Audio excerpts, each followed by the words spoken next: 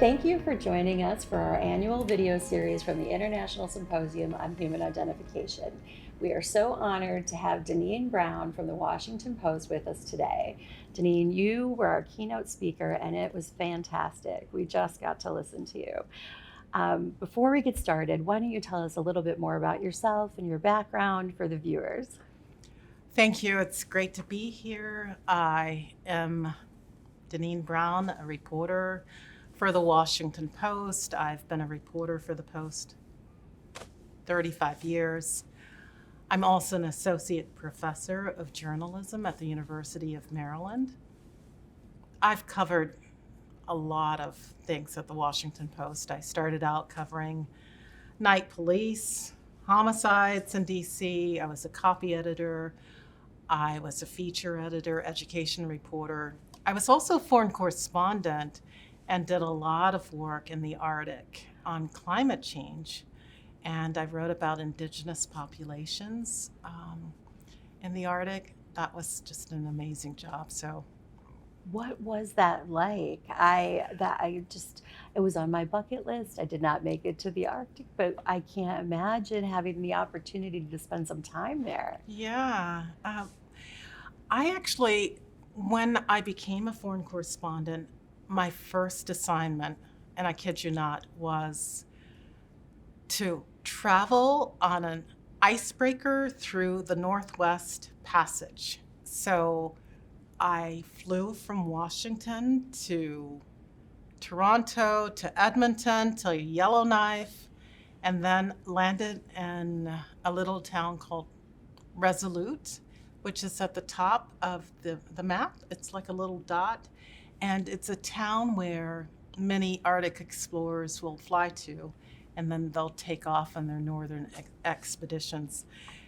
And then I got on a helicopter and flew to the icebreaker, which was waiting for me in the sea ice.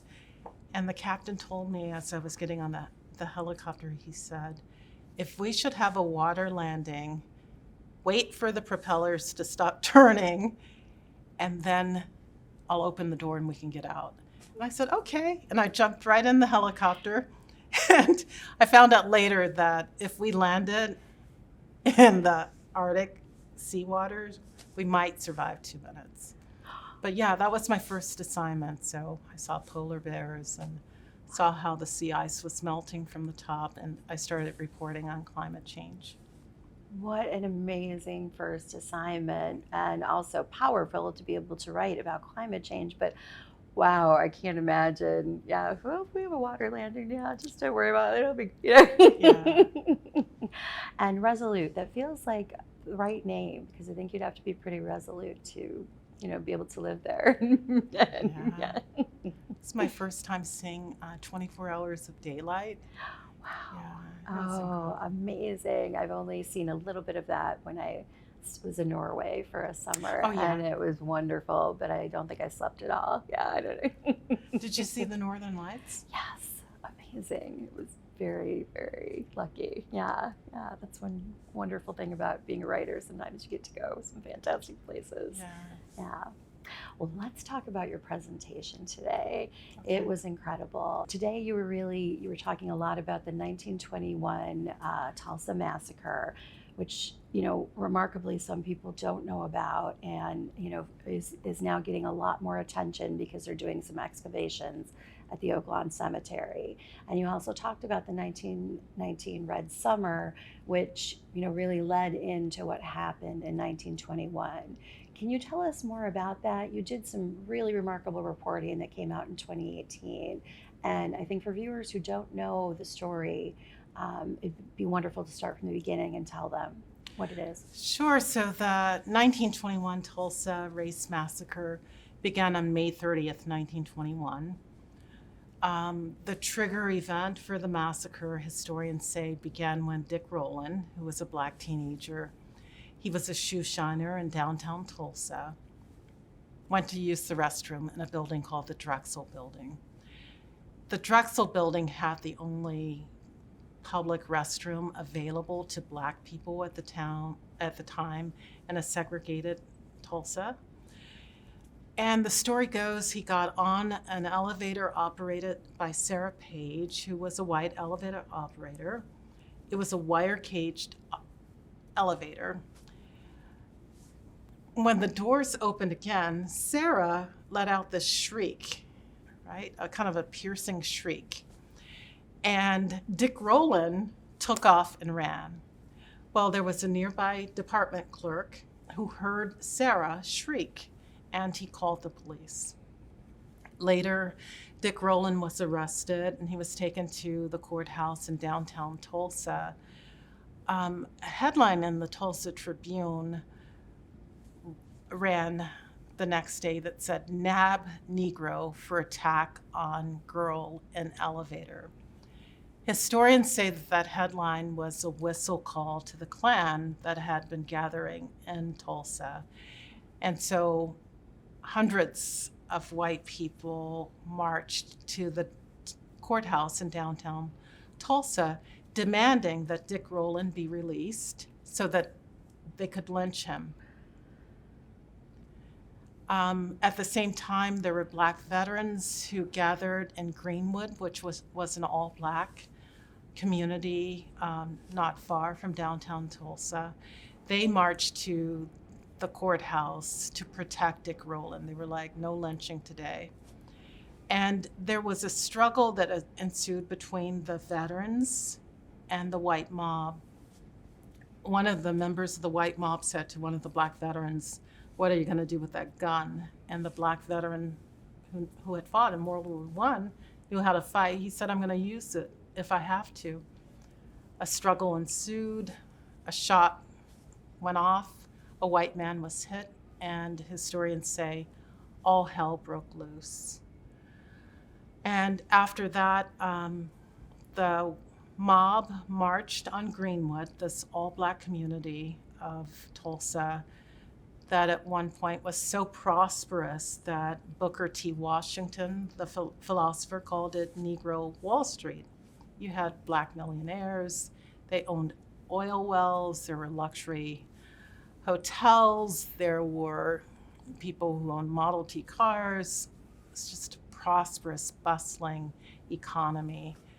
And as this mob marched onto Greenwood, they began killing people indiscriminately, killing Black people. I always say it's very much like that movie, The Purge, where you see, and they're just killing Black people. They killed children, Black men, Black women, elderly couples. They set fire to houses. Historians say that Tulsa was the first U.S. city that was bombed by air. So there are eyewitness accounts of white men in airplanes flying over Greenwood, dropping homemade turpentine bombs on the houses and businesses in Greenwood. And there are pictures of the smoke billowing out of these buildings and houses from the top. As many as 300 Black people were killed during that massacre that occurred over 2 days. It ended on June 1st, 1921. It's hard to, it kind of leaves you speechless. It's hard to imagine that happening, and really, from what I read, I mean, the entire neighborhood was devastated, completely gone, 300 people murdered brutally. What happened in the aftermath of that? Well, it looked like a bomb had gone off on Greenwood. The community was completely devastated. It was reduced to smoldering rubble. Many of the Black people who survived the massacre were rounded up into what historians call concentration camps, and I don't use that word lightly, but that's what they called them. Those who survived the massacre were taken to the fairgrounds, the convention center, and other places in Tulsa, and they were held at gunpoint until white employers could come vouch for them. Many of them were released only if their employers were able to vouch for them, and then they were made to wear green tags. While many of these people were at the convention center and these camps, city officials went about burying the bodies of the Black people who were killed during the massacre. Survivors say that the bodies were buried in mass graves or dumped in the Arkansas River. There are some accounts of survivors' bodies thrown on trucks, and it was just a devastating time. Many Black people escaped to all Black towns that surrounded Tulsa. Some went to Kansas City, Wichita, Topeka, Chicago, California. So millions of dollars of Black wealth vanished in that massacre. It was utterly devastating. With that horrific event, and I can't believe there must have been many people who were injured and then who perished from their injuries. With people being rounded up, was there any care for them? I can imagine that it went far beyond the 300 that were massacred. There must have been a crazy long-term effect from this. Yes, so according to my research, more than 800 Black people were injured during the massacre. Some ended up in tents, living in tents because their homes had been burned. But there was a particular account of a great doctor. His name was A.C. Jackson, Dr. A.C. Jackson. And the Mayo brothers had deemed him the greatest Negro surgeon in America. He was one of the world's best doctors. He had tried to defend his home, his wife and children, from the mob. And when the mob encountered him defending his home, one of them said, if you come out with your hands up, you'll be protected. So Dr. Jackson, this great doctor, came out of his house with his hands up, and they say that a young white ruffian shot him. Dr. Jackson would later die of internal bleeding at one of these internment camps because the Black hospital had been burned to the ground. It's really hard to fathom. When you were researching the story and talking to people and learning more about their experience, did you come in with some knowledge of what had happened, or were you also shocked by the many stories that you heard once you were on the ground talking to people in Tulsa? Yeah, I had heard of the Tulsa Race Massacre. I had been doing reporting on history and what happened to Black people in history for the Washington Post, and had written, other stories about events that occurred in history. So when I went to Tulsa in 2018 to visit my father and stepmother who live in Tulsa, we had lunch on Black Wall Street at a soul food cafe. I was aware of the massacre, but what struck me during my lunch was I knew that this was the site of one of the most horrific racist terror massacres in U.S. history. But there was new development in the heart of Greenwood. There was a minor league baseball stadium, a new apartment building, a yoga studio, a yogurt shop. And I just thought, oh my God, Black Wall Street, the site of this horrific massacre, is being gentrified. There, at the time, there didn't seem to be any memorial or indication that was related to the massacre to memorialize what had happened. And it just struck me, it really struck me at my core.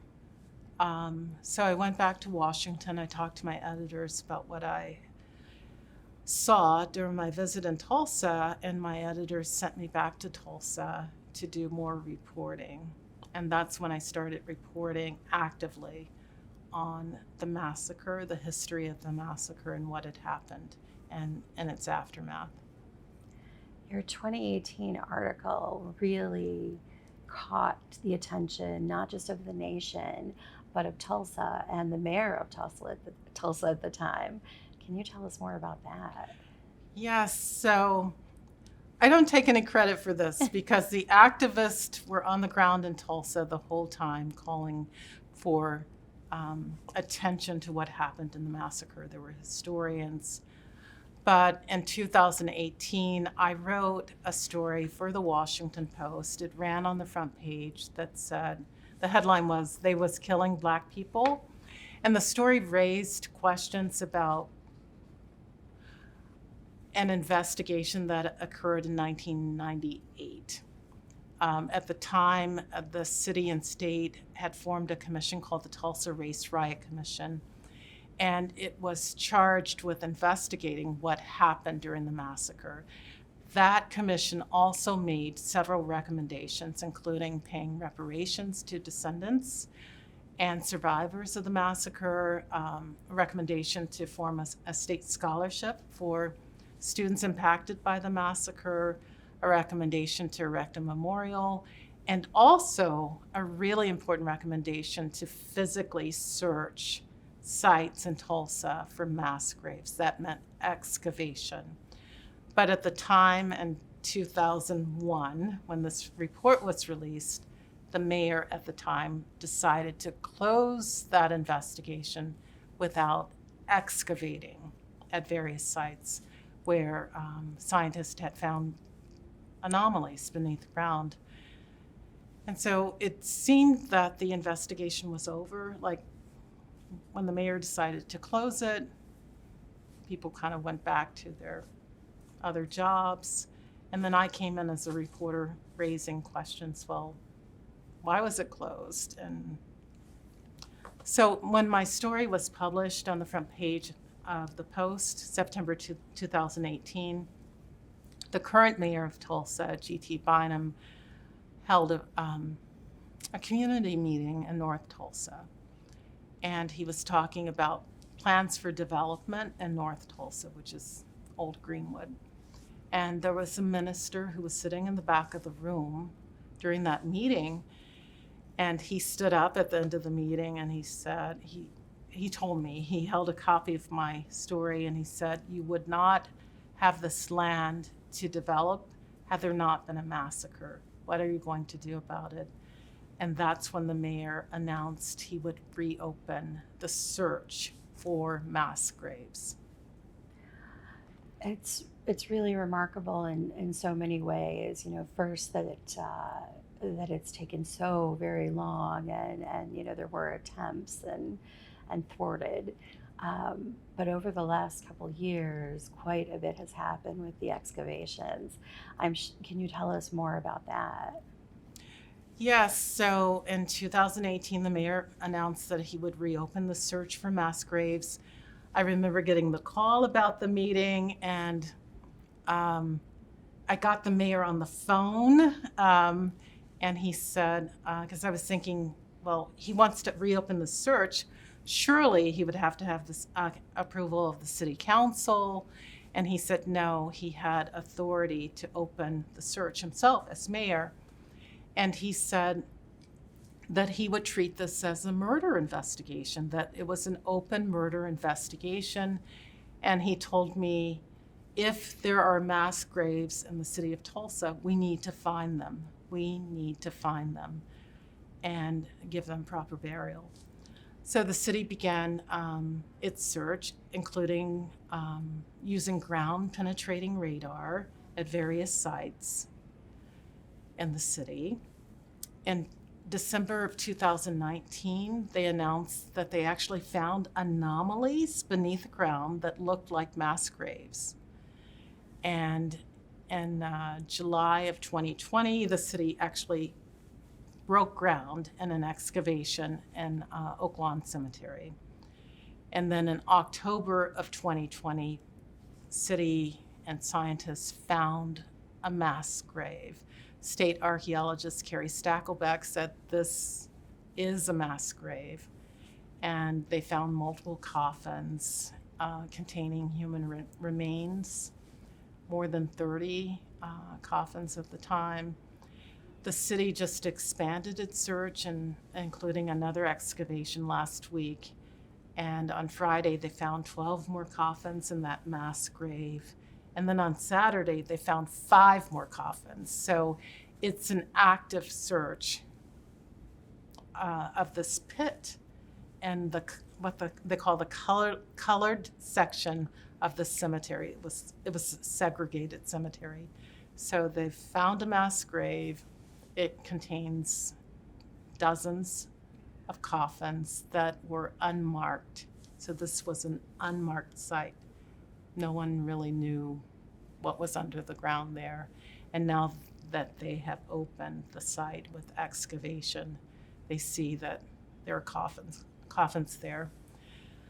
Officials say that they're still unsure whether these remains are connected to the Tulsa Race Massacre. They'll do DNA analysis and other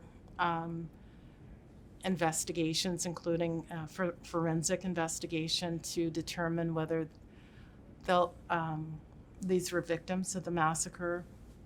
One of the scientists told me that they would be looking for gunshot wounds and any kind of trauma, including burns, that might indicate that these remains are connected to the Tulsa Race Massacre.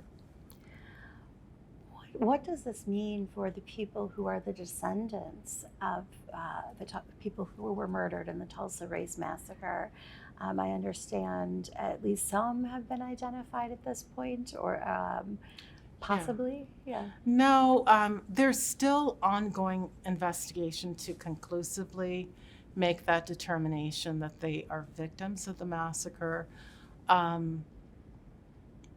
They did find a skeletal remain with multiple gunshot wounds, one bullet still lodged in the shoulder of the remains.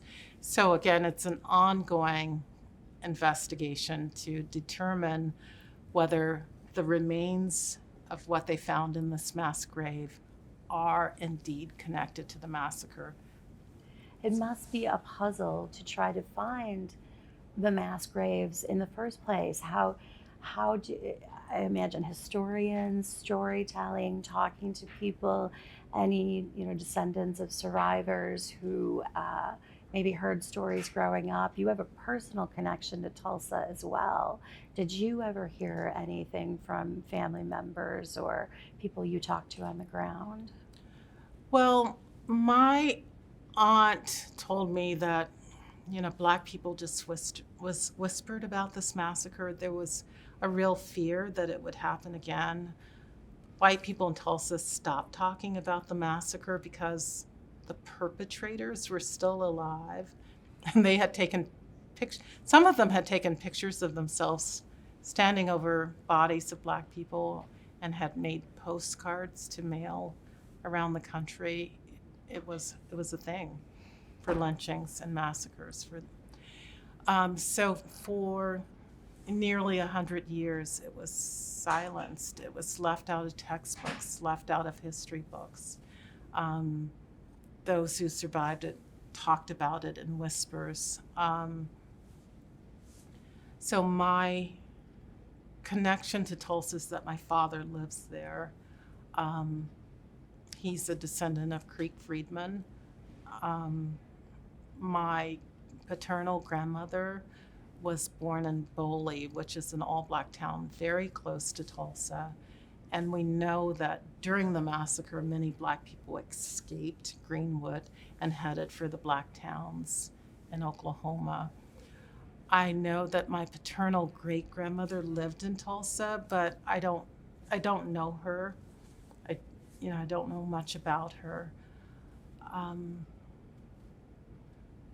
But for those who are descendants of both survivors and victims of the massacre, there is lingering generational trauma from the massacre. It was a traumatic event. And so that trauma is passed from generation to generation to generation.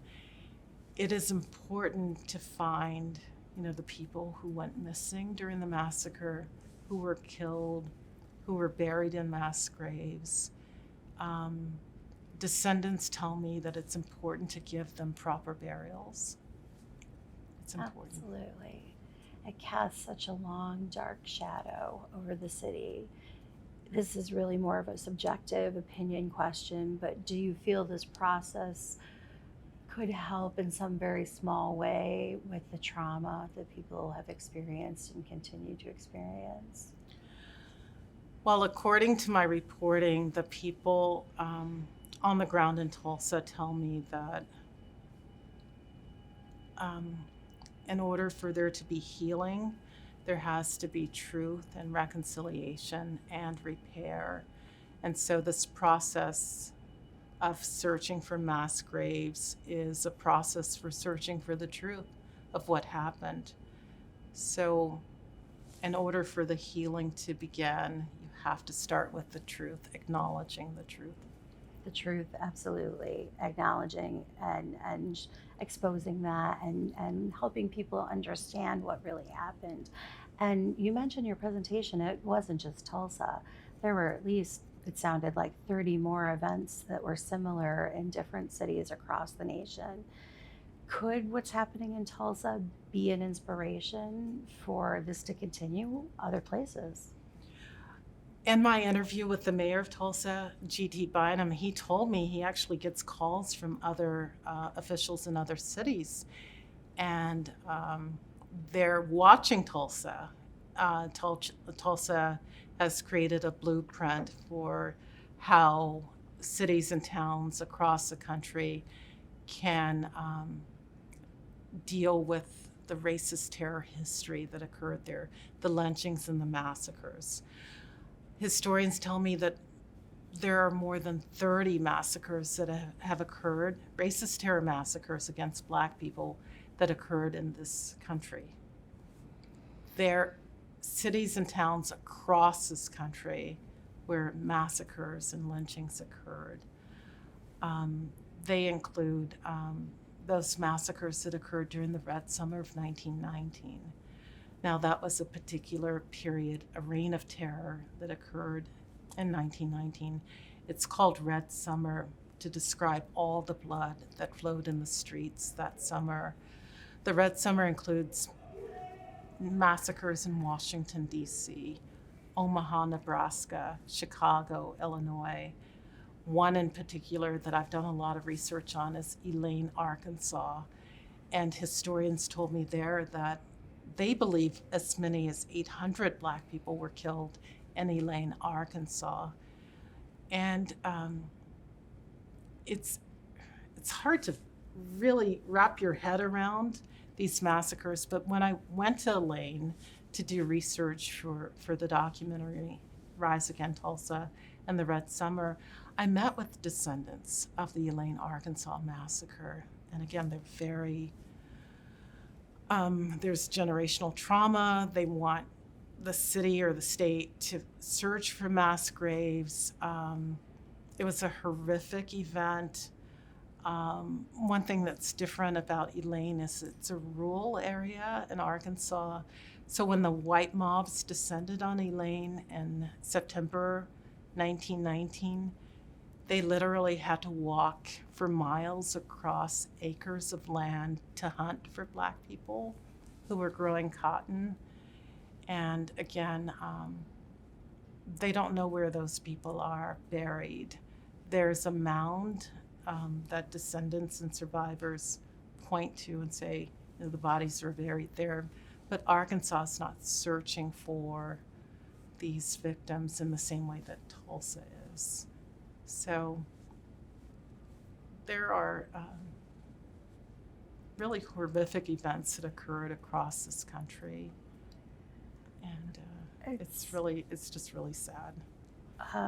It's very hard to hear. I mean, it's almost, yeah, it really does leave me speechless yet again that so many of these events occurred and there has been no, resolution, no move to make this right in some way, or whatever can be done, and really asking, the people who were affected, what do you want done? What can we do?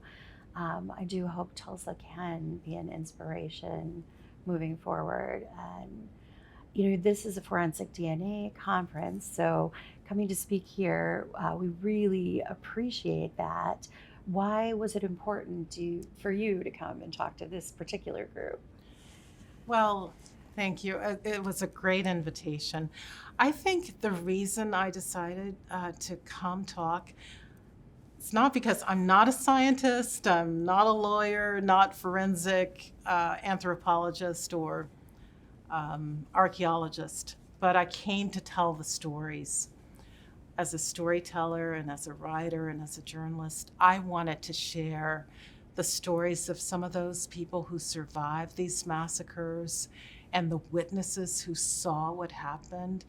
And I was hoping that by sharing the stories, it would inspire people in the audience who are doing this work to really engage and leave here perhaps fired up, ready to go find these pieces of history to help heal those survivors and descendants of these massacres, to help them heal by perhaps finding those buried in mass graves, not only in Tulsa, but across this country.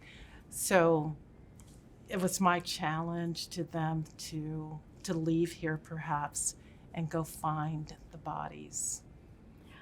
I have been working with this audience for about 12 years now, and I don't know if you could find a more engaged group. So having you speak here, I hope it moves mountains. I hope it change. I hope that we have you back and have so many more stories to tell about having some resolution and using forensic DNA to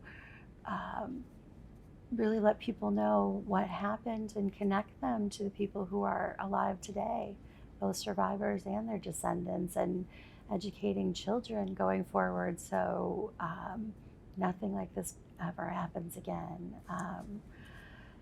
Do you want to talk about Rise Again? I would love to hear more about that. Rise Again, Tulsa and the Red Summer is a National Geographic documentary. It was released in June of 2021 to mark the centennial of the Tulsa Race Massacre. That film is directed by Don Porter, who's a phenomenal filmmaker. And the film really, it covers Tulsa, but it also includes the events that occurred during the Red Summer of 1919, which I argue, and some historians say, the Red Summer set the stage for Tulsa. The Red Summer of 1919 set the stage for the Tulsa Race Massacre.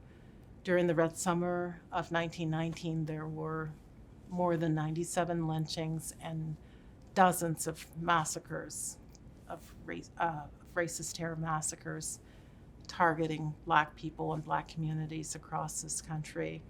And so that film, again, helps to tell the story of the other massacres that led to Tulsa, that set the stage for Tulsa. And the patterns you'll find in many of the massacres are very much the same. White mobs descending on Black communities and Black neighborhoods, often sparked by what historians say economic envy to subjugate the Black people who were prospering. Many times they began with an accusation, false accusation of a Black man assaulting a white woman, which would spark this kind of murderous rampage of a mob. It's hard to imagine, just hard to imagine what people endured. It is. It's a horrible example of history repeating itself very quickly, in that case, in a row that summer. And then far beyond, then it had, impacts just moving forward. Are you still working on articles related to this? What are you working on now? If you can speak about it, what's next for you? Yeah, thank you for asking. Yeah, I'm still writing stories about the excavation in Tulsa. I just worked on a story last week about that discovery of the 12 more coffins. I get calls from people across the country asking me as a reporter to report on what happened in their town or what happened in their community. Today, just as we were leaving the opening, the keynote, a woman stopped me in the crowd and she said, "Have you heard of this massacre in Arkansas?" And she showed me a picture and she said, "This is my great-grandfather." She said he was shot in the face in that massacre that occurred in Catcher, Arkansas. And she said, can I call you? Perhaps you can write about this. So I try to write as many stories as I can to help uncover what happened in this history, because many of these events have been covered up and they've been whitewashed out of history books and out of textbooks.